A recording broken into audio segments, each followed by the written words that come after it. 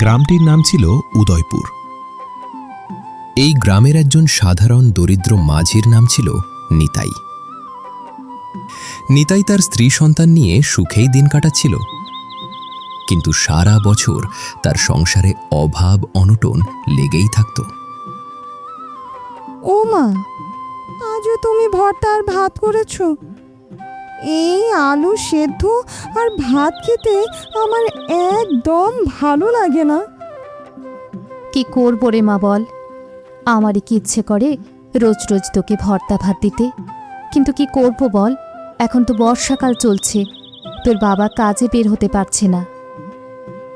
ও বাবা, অনেক দিন হয়ে গেল তুমি বাড়িতে মাছ মাংস কিছুই আনো না। এখন তো আর আগের মতো মাছ পাচ্ছি না। তাছাড়া নৌকা নিয়ে নদীতে মাছ মারতেও যেতে পারি না, যে কোনো সময় ঝড় বৃষ্টিতে নৌকা ডুবে যেতে পারে। আমাকে ক্ষমা করো মা, আমি এসব আর খেতে পারবো না। যাই, আমার স্কুলে দেরি হয়ে গেল। ঝিলিকের এমন আচরণে নিতাই এবং তার স্ত্রী মিতালি প্রচণ্ড কষ্ট পেল। হ্যাঁ গো, শুনছো? একটু বাজারে যাও না, অনেক মাছ উঠেছে আজকে, যাও না, একটু গিয়ে দেখো না, কেউ যদি তোমাকে বাকিতে একটু মাছ দেয়। এই যে বলো, গ্রামে না আমার একটা সম্মান আছে, আমি কিনা এখন বাকিতে মাছ আনবো? দেখো, তোমার সম্মানের চেয়ে আমার মেয়ের পেটের ক্ষুধা অনেক বেশি বড়। আগামীকাল সকালবেলায় আমি বাজারে গিয়ে আমার মেয়ের জন্য মাছ নিয়ে আসবো। এদিকে ঝিলিক স্কুল থেকে ফিরছিল, এমন সময় তার সাথে দেখা হলো প্রতিবেশী রফিকের। কি রে ঝিলিক, স্কুল থেকে ফিরছিস নিশ্চয়ই? আহারে, সারাদিন মনে হয় কিছুই খাসনি, মুখটা একেবারে শুকিয়ে গেছে। হ্যাঁ কাকু, সকাল থেকে কিছুই খাওয়া হয়নি। আসলে বাড়িতে আমি রাগ করেছি। কেন রে মা, রাগ কেন করেছিস বলতো? ছোট্ট একটা মেয়ে, আবার রাগও করে দেখি। আর বলো না কাকু, বাড়িতে শুধু ভর্তা আর ভাত করে, আমার খেতে একদম ভালো লাগে না।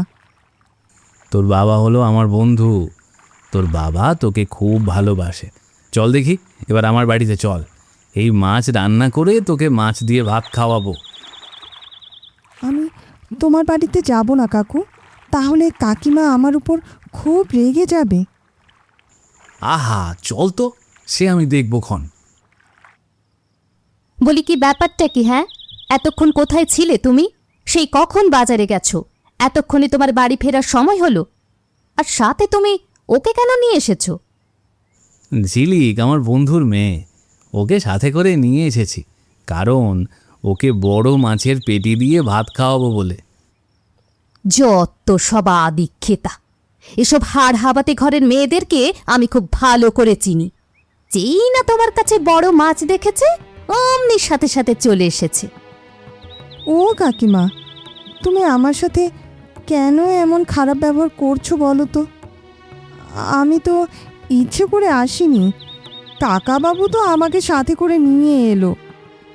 ছি ছি, তোমার মেয়ের বয়সী একটা মেয়ের সাথে তুমি এমন করে কথা বলতে পারলে? এই, যা বলছি যা, এখনই আমার বাড়ি থেকে বেরিয়ে যা। যত সব ছোট লোকের দল, মাছের লোভে একেবারে বাড়ি পর্যন্ত চলে এসেছে। ও কাকিমা, আমাকে আর বকো না, আমি এখন এখান থেকে চলে যাচ্ছি। হ্যাঁ হ্যাঁ, তোকে যেন এ বাড়ির আশেপাশে আর কখনো না দেখতে পাই। এখনই আমার চোখের সামনে থেকে তুই বিদায় হ। শোনো বউ, তুমি কিন্তু কাজটা একদম ঠিক করলে না। ও হালিম চাচা, আজ বেশ সুন্দর মাছ এনেছো তো, দেখে একেবারে চোখটা জুড়িয়ে গেল। কিরে, মাছ কিনতে এসেছিস নাকি? তা কোন মাছ দেবো বল, বড় বড় রুই মাছ আছে। মাছ কিনতেই তো এলাম, কিন্তু একটা বিপদে পড়ে গেছি হালিম চাচা। কি হয়েছে কি? শোনো হালিম চাচা, আমার মেয়েটা বেশ কদিন ধরেই মাছ খেতে চাচ্ছে, কিন্তু বিশ্বাস করো আমার কাছে একটা টাকাও নেই। তুমি যদি বাকিতে আমাকে একটা মাছ দিতে। না না বাবু, আমি তোকে বাকিতে মাছ দিতে পারবো না। এমনিতেই আমার সংসারে আজ আর অভাব অনটন। এরপর নিতাই সেখান থেকে মন খারাপ করে চলে গেল। পাশেই ছিল তার বন্ধু ফিরোজের দোকান। কিরে, কতদিন হয়ে গেল তোর সাথে দেখা সাক্ষাৎ নেই? কোথায় থাকিস রে তুই? কোথায় আর থাকবো, গ্রামেই থাকি। বর্ষাকাল তো, এখন আর নদীতে মাছ ধরতে যাই না। তা বাজারে কেন এসেছিস? নিশ্চয়ই মাছ কিনতে। আয় আয় আমার দোকানে আয়। এই দেখ দেখ কত বড় ইলিশ মাছ এনেছি। কিন্তু একটা বিপদে পড়ে গেছি। আমার কাছে কোনো টাকা নেই। টাকা নেই? তাহলে এখানে কেন ঘোরাঘুরি করছিস? বাকিতে তো কেউ মাছ বিক্রি করবে না। তাছাড়া এটা বর্ষাকালের মাছের বাজার, মাছের দাম এখন অনেক বেশি। আমাকে দে না বন্ধু, একটু সাহায্য কর। আজ কদিন ধরে মেয়েটা যে মাছ খেতে চাইছে, হাতে একটাও পয়সা নেই। তুই আমাকে বিরক্ত করিস না তো, আমাকে কাজ করতে দে। বাজারে ঘুরে ঘুরে যখন নিতাই কোনো মাছ পেল না, তখন সে খুব হতাশ হয়ে বাড়ি ফিরল। সে বুঝতে পারছিল না ছোট্ট মেয়েটাকে কি করে এসব বোঝাবে। আর তখনই সে দেখতে পেল তার মেয়ে ঝিলিক ঘরের দাওয়ায় বসে বসে কাঁদছে।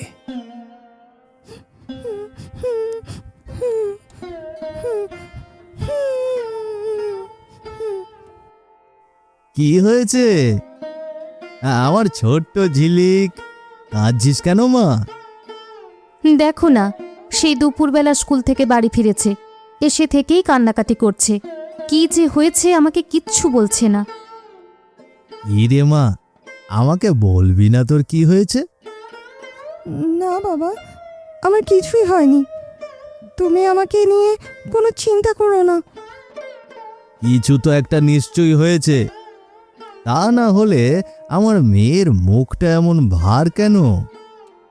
জানো বাবা, আজ রফিক কাকুর বউ আমাকে খুব অপমান করেছে।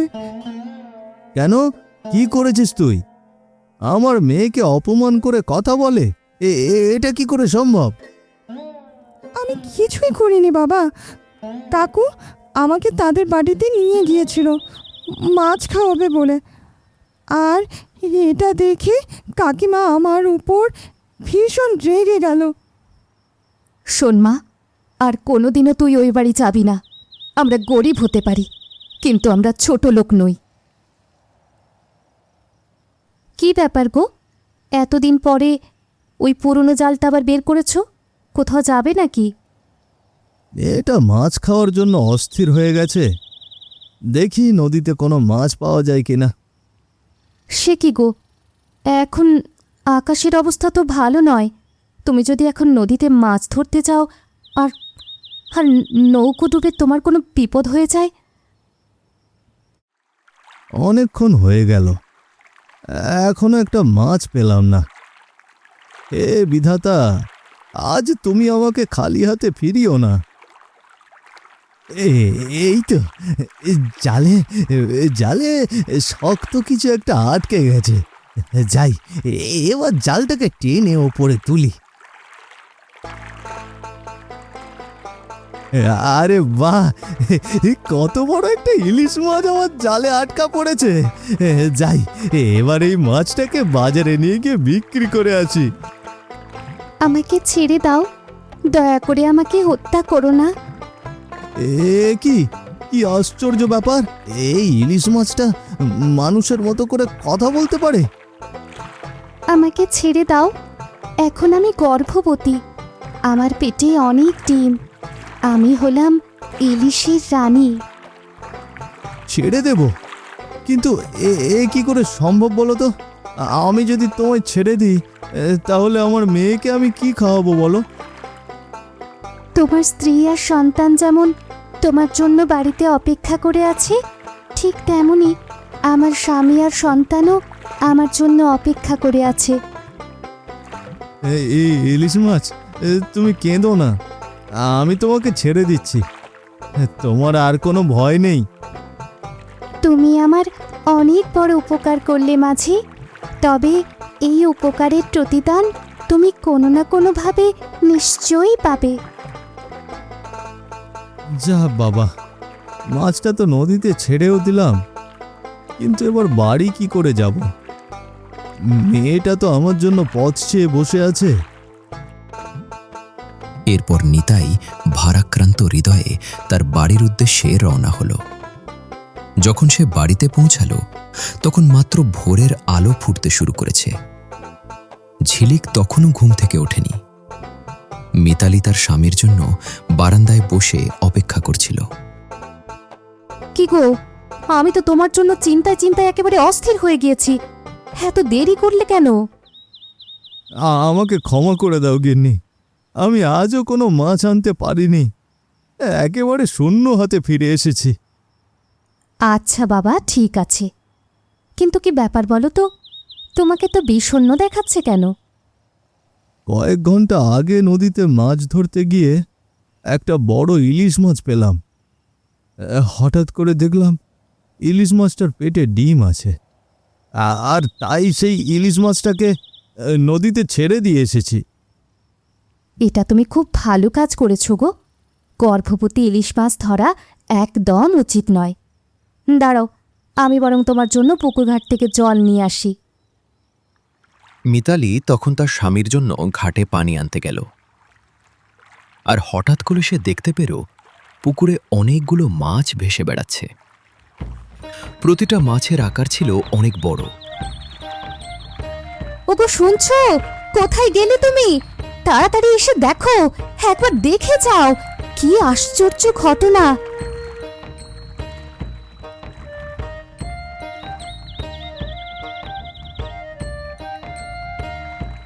কি হয়েছে?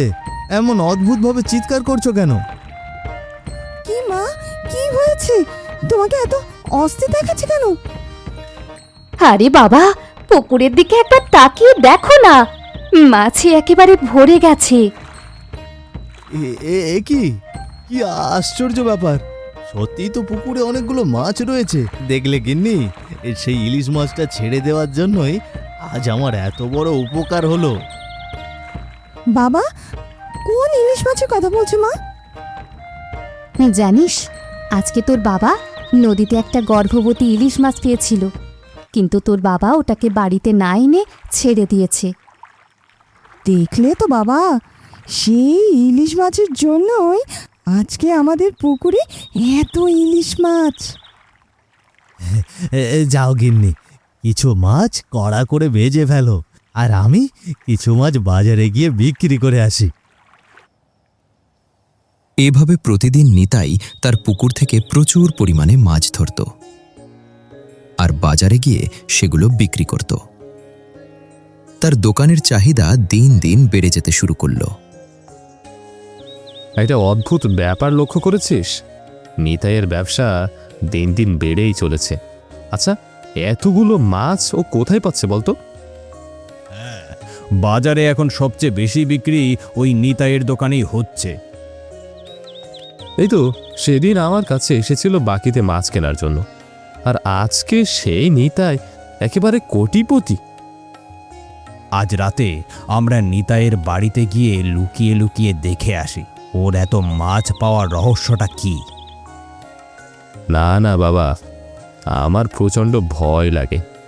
একবার যদি ধরা পড়ে যায়। আহ, তুমি শুধু শুধু ভয় পাচ্ছ।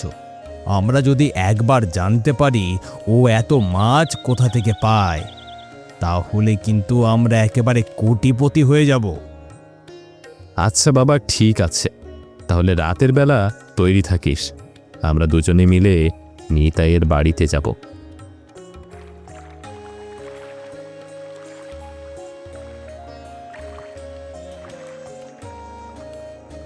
তাই তো বলি, এত মাছ ও কোথায় পায়। দেখলে ওর পুকুরে কোনো মাছের অভাব নেই।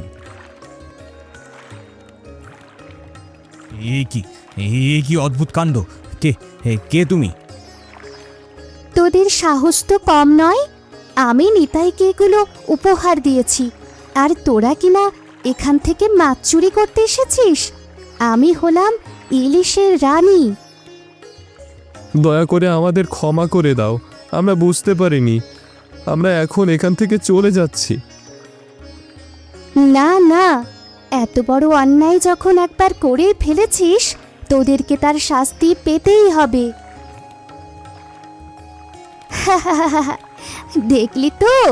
দেখলি তো আমাকে অবমাননা করার শাস্তি কত কঠিনভাবে পেতে হলো। এখন থেকে তোরা সারা জীবন এখানে পাথরের মতো দাঁড়িয়ে থাকবি। এভাবেই কেটে গেল সারা রাত। হালিম আর ফিরোজের পাথরের মূর্তি পুকুরের পাড়েই পড়ে রইল। আর ঠিক তখনই সেখানে নিতাই দাঁত মাজতে এলো। যখন সে দেখতে পেল সেখানে হালিম আর ফিরোজ মূর্তি হয়ে দাঁড়িয়ে আছে, তখন সে চিৎকার করে উঠল। এ কি অদ্ভুত দৃশ্য দেখলাম! এ তো হালিম চাচা আর ফিরোজ। কিন্তু এখানে ওরা কি করে এলো? শোন নিতাই, ওরা ওদের পাপের শাস্তি পেয়ে গেছে। তুই কোনো চিন্তা করিস না, ওরা সারা জীবন এখানে এভাবেই থাকবে। ইলিশের রানী, তুমি এখানে? ওরা কি করে এমন পাথর হয়ে গেল? শোন তবে, গতকাল রাতে ওরা তোর পুকুর থেকে চুরি করতে এসেছিল, আর আমি তখন ওদেরকে ধরে ফেলি। না না, এ কি করে সম্ভব ইলিশের রানী? ওরা আমার গ্রামেরই মানুষ। তুমি ওদেরকে ঠিক করে দাও। তুই যদি ওদেরকে আবার ঠিক করে দিস, তাহলে ওরা আবার তোর ক্ষতি করতে পারে। আমি চাই না তোর কোনো ক্ষতি হোক। দয়া করে এমনটা করো না। আমি চাই না আমার জন্য কেউ সারা জীবন পাথর হয়ে থাকুক। ওদের একটা শেষ সুযোগ দিয়ে দেখো। আচ্ছা বেশ, তোর কথায় আমি ওদের শেষ সুযোগ দিলাম। তবে ওরা যদি আবারও অন্যায় করে, তাহলে কিন্তু আমার হাত থেকে আর কেউ ওদের বাঁচাতে পারবে না। ওরা কিছুক্ষণের মধ্যেই মানুষ হয়ে যাবে। আর শোন, তোর যে কোনো বিপদ আপদে আমি পাশে এসে দাঁড়াবো। এই তো হালিম চাচা আর ফিরোজ, তোমরা আবার মানুষ হয়ে গেছো।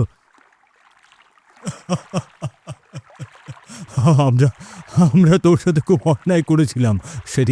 সেদিন তোকে বাকি দেওয়াটা আমাদের উচিত ছিল।